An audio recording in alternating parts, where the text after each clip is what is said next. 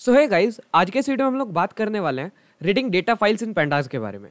Basically हम लोग अभी तक डेटा फ्रेम्स जो थे पेंडास के अंदर वो मैन्युअली क्रिएट कर रहे थे। मतलब हम लोग या तो लिस्ट की हेल्प से डेटा को क्रिएट कर रहे थे या फिर डिक्शनरी की हेल्प से डेटा को क्रिएट कर रहे थे। ये चीज़ हम अभी तक कर रहे थे और हम लोग बहुत छोटा डेटा क्रिएट कर पा रहे थे। लाइक या तो हम 3-4 कॉलम्स क्रिएट कर रहे थे या फिर 5-6 रोज क्रिएट कर रहे थे। उसके अलावा अगर हमें एक बड़े डेटा सेट पे काम करना है, अगर हमें एक बड़े डेटा पे काम करना है, तो उसके लिए हमें वो डेटा बाहर से इंपोर्ट करना पड़ेगा। हमें एज एन डेटा साइंटिस्ट या फिर एज एन डेटा एनालिस्ट हमें एक डेटा प्रोवाइड किया जाएगा जिसके बेसिस पे हमें एनालाइज करके हमें कुछ सेंसिबल आउटकम्स जो है वो प्रोवाइड करने हैं और उस डेटा को मैनिपुलेट करना है, उस डेटा को क्लीन करना है। ये सारे ऑपरेशंस हैं जो हम पेंडास के अंदर करने वाले हैं। सो बेसिकली आज का जो हमारा वीडियो है ये इस बात पे फोकस्ड है कि हम डेटा सेट्स को या फिर एक्सटर्नल डेटा को कैसे रीड कर सकते हैं पेंडास के अंदर। तो देखो हमारे पास नंबर ऑफ फॉर्मेट्स हैं वैसे तो पेंडास के अंदर डेटा को इंपोर्ट करने के। लाइक आप CSV डेटा को इंपोर्ट कर सकते हो, आप एक्सेल डेटा को इंपोर्ट कर सकते हो, आप जेसन डेटा को इंपोर्ट कर सकते हो, ब्ला ब्ला ब्ला। आपके पास we can say number of formats हैं, लेकिन जो सबसे फेमस फॉर्मेट है वो है आपके पास CSV format, CSV data. CSV का मतलब है coma separated values. Coma separated values क्या है कि ये जो डेटा है ये मेजरली आप देखने वाले हो अपने पेंडास के ट्यूटोरियल में, या फिर अगर आप आगे जाके we can say data science में कुछ करते हो या फिर आप आगे जाके डेटा साइंटिस्ट बनते हो या एनालिस्ट बनते हो, तो वहाँ पे मेजरली जो डेटा होगा वो CSV फॉर्मेट में होगा।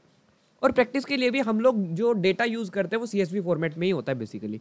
तो हम लोग आज का जो वीडियो है इसको इस बात पे फोकस करके बनाने वाले हैं कि मेजरली CSV डेटा को कैसे इंपोर्ट करना है, कैसे आप लोग डेटा मैनिपुलेशन के बाद उसको एक्सपोर्ट कर सकते हो और कैसे उस डेटा पे कुछ बेसिक ऑपरेशंस परफॉर्म कर सकते हो। ये आज का वीडियो है मेनली। तो अगर हम लोग बात करें डेटा को वी कैन से इंपोर्ट करने के लिए हमें क्या करना पड़ेगा, हमें डेटा को स्टोर कराने के लिए एक वेरिएबल बनाना पड़ेगा डेटा। अच्छा, आप बिना वेरिएबल बनाए भी कर सकते हो, डायरेक्ट जो फंक्शन है उसको लगा के, लेकिन वो स्टोर कहीं पे नहीं होगा फिर। और हम बार बार अगर उस डेटा को यूज करना चाहते हैं तो हमें स्टोर करना पड़ेगा उसे। तो हम लोग बेसिकली डेटा को यहाँ पे स्टोर कर रहे हैं डेटा नाम के वेरिएबल में। डेटा इक्वल्स टू pd.read_csv और इसके अंदर आपको अपनी CSV फाइल का नाम पास करना है। तो ये बेसिकली आपका फंक्शन है read_csv और इसके अंदर आपको अपनी CSV फाइल पास करनी है। अब देखो वो जो CSV फाइल है अगर वो आपके उस फोल्डर में है जिसमें आप काम कर रहे हो, देखो जैसे मेरा ये वाला फोल्डर है, इसके अंदर मैं काम कर रहा हूँ, तो मेरी जो CSV फाइल है carsales.csv ये यहाँ पे पड़ी हुई है। तो अगर आप इसका नाम डायरेक्टली यहाँ पे लिख दोगे तो भी कोई दिक्कत नहीं आएगी, ये डायरेक्टली इंपोर्ट हो जाएगी। लेकिन अगर वो फाइल किसी और फोल्डर में है या फिर किसी और डायरेक्टरी में पड़ी हुई है तो आपको उस डायरेक्टरी का लोकेशन यहाँ पे प्रोवाइड करना पड़ेगा। ठीक है, तो मैं अभी आपको यहाँ पे इंपोर्ट करके दिखाता हूँ अपनी कार सेल्स वाली CSV फाइल को। तो मैं यहाँ पे क्या करता हूँ, मैं लिखता हूँ यहाँ पे इन्वर्टेड कॉमास के अंदर कार, एज इट इज मेरे को नाम लिखना है उसका। अगर मैंने नाम गलत कर दिया तो यहाँ पे इंपोर्ट नहीं होगी, car_sale.csv। ओके, और मैं इसको एंटर हिट करता हूँ और डेटा को मैं प्रिंट करा लेता हूँ। तो देखो मेरा डेटा यहाँ पे आ गया। अभी मैं इस डेटा को थोड़ा सा इसके वी कैन से फंक्शंस के बारे में बात करते हैं, थोड़े से और मेथड्स और ऑपरेशंस के बारे में बात करते हैं कि हम क्या इस डेटा पे परफॉर्म कर सकते हैं।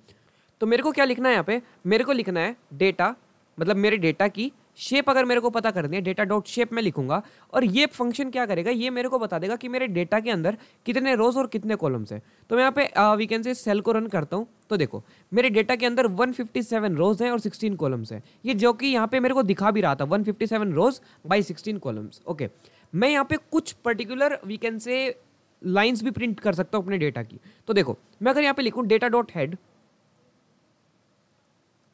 ओके, और यहाँ पे मैं वी कैन से इसको ऐसे ही मैं प्रिंट अगर करा दूं तो देखो मेरे को मेरे डेटा की शुरुआत की कुछ 5 लाइंस मिल गई।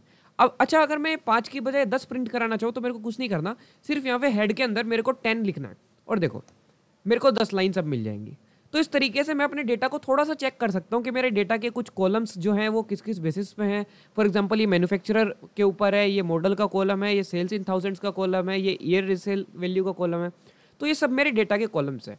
ओके, तो अभी हम लोगों ने अपना डेटा जो है वो इंपोर्ट कर लिया, हम लोगों ने डेटा पे थोड़े से ऑपरेशंस परफॉर्म करे, हमने उसकी शेप चेक करी, हमने कुछ डेटा की बेसिक इनिशियल लाइंस प्रिंट करा ली। अभी हम लोग बात करते हैं कि इस डेटा को मैं एक्सपोर्ट कैसे कर सकता हूँ। तो डेटा को एक्सपोर्ट करने के लिए मेरे को कुछ नहीं करना, जैसे मैंने वहाँ पे read_csv लिखा था तो मेरे को यहाँ पे CSV में एक्सपोर्ट करना है। अब तो मैं एक्सपोर्ट करने के लिए क्या करूँगा, मैं अपने डेटा को लिखूंगा डेटा डॉट to_csv। मैं अपने डेटा को CSV में एक्सपोर्ट करना चाहता हूँ और जो नई फाइल होने वाली है, जो मतलब मेरी इस डेटा को मैनिपुलेट करने के बाद जो नई फाइल बनने वाली है उसका नाम क्या होगा। फॉर एग्जांपल मैं उसका फाइल का नाम लिखता हूँ myfile.csv।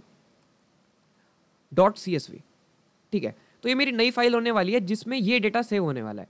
तो मैं इसको शिफ्ट एंटर हिट करके रन करता हूँ। तो देखो मैं अगर आपको यहाँ पे अपना वीकेंड से फोल्डर दिखाऊँ तो देखो मेरे को एक CSV फाइल मिल गई myfile.csv करके, और इसके अंदर मेरा जो डेटा है वो सेव्ड है।